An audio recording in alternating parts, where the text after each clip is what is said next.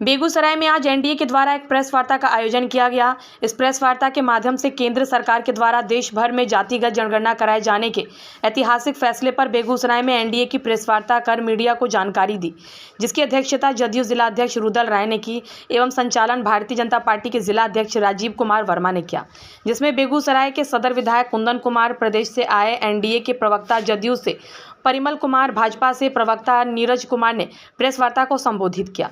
इस दौरान उन्होंने कहा है कि आज पूरे देश में जातीय जनगणना होगी। उन्होंने बताया है कि केंद्र सरकार ऐतिहासिक फैसला लिया है, लेकिन विपक्ष के कुछ लोग अपने आप को क्रेडिट लेने की होड़ में लगे हुए हैं। राहुल गांधी ने भी प्रेस कॉन्फ्रेंस करके कहा कि आखिर हमारे दबाव में कांग्रेस हमेशा से आती है और हमारे दबाव में केंद्र सरकार को ये बात मानना पड़ा और जातीय जनगणना। इसमें चौथे खंभे को भी स्थिति स्पष्ट करनी चाहिए कि कांग्रेस पार्टी की नीति हमेशा इसके विरोध में रही है। शुरू से नेहरू के समय से इसका वो विरोध करते रहे। भाजपा इसका मान शुरू से 2010 से लगातार करती आ रही है और आज जब समय मिला तो माननीय मोदी जी ने एक ऐतिहासिक फैसला लिया, जो कि मोदी का सामाजिक न्याय कहलाएगा आने वाले समय में।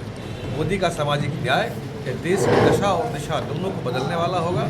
जो हमारा नारा है सबका साथ सबका विकास, 100% उसे लागू करने में इस डाटाबेस के साथ हमें बड़ी सफलता मिलने वाली है। इसमें क्रेडिट लेने की होड़ में राहुल गांधी रहे, तेजस्वी यादव रहे। दरअसल ये लोगों को जब कभी मौका मिला तो इन्होंने दलितों के लिए, पिछड़ों के लिए कोई काम नहीं किया, सिर्फ और सिर्फ देश को लूटने का इन्होंने काम किया।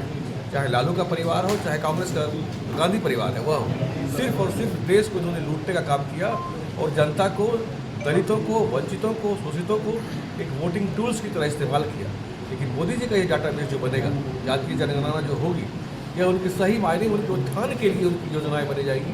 उनको लक्षित करके उनके उत्थान के लिए योजनाएं बनेंगी। ये कहा जा रहा है कि ये पहलगाम मुद्दे से भटकाने के लिए अचानक इसको छोड़ा गया। पहलगाम मुद्दे से भटकाने का बिल्कुल ये विषय नहीं है। पहलगाम मुद्दा एक बहुत दुखद घटना है।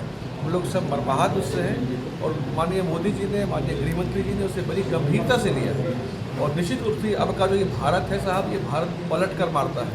Balakot strike, surgical strike, air strike, तो देश आज भूला नहीं है। इस घटना को भी देश नहीं, लेकिन उसको भी हमें एयर स्ट्राइक करने में 10 दिन 12 दिन का समय लगा था। अभी 11-12 दिन इसका बीता है। निश्चिंत रहिए, भारत इसका बदला जरूर लेगा। आतंकी और उसके आका जहाँ कहीं भी छुपे होंगे, चुन चुन कर उनको ठोक के मारा जाएगा। इसमें कहीं कोई संशय नहीं।